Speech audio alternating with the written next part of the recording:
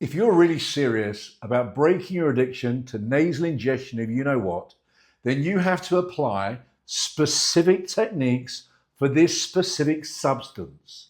The other substances, such as alcohol or even smoking or injecting the same substance, work in a whole different manner on the psychology, physiology, and neurology of the human being. Now, my specialist area is dealing with nasal ingestion of you know what. It is unlike all the other substances. It overruns your brain. It hijacks your brain. It takes over your prefrontal cortex. It affects your dopamine production. It affects your receptors. It changes so much of your brain, neuroadapting it. Unlike alcohol, unlike injecting it, unlike smoking it, or unlike any other substance, it works in a very specific, methodical manner. And in order to address it and successfully address it, you need to take into consideration a whole host of different things. Now, every person that becomes my patient, the very first session, that full 45-minute session, is a case history. I find out their occupation, obviously, because that can have a bearing.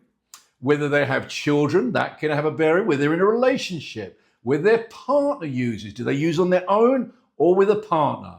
How frequently do they use? Are they a once a week user? Are they an everyday user? Are they a binge user? Maybe they won't use for a week or 2 weeks and they'll do a 2 or 3 day binge or a week's binge. They're all different. They all need to be treated different. Do they have a polysubstance? Do they use alcohol with it? Do they gamble with it? What behaviors do they have while they're using? Is it looking at all those naughty things? However it is for that individual person, that needs to be addressed, because sometimes there's a double whammy, a double dopamine kicking off, because it's a shotgun. You're using one thing, like using the substance of nasal ingestion, you know what, and then gambling perhaps. Again, that's another dopamine rush. All of this needs to be taken into account. I run psychological tests on all of my patients. Impulsivity, which is an ADHD indicator, emotional dysregulation, trauma.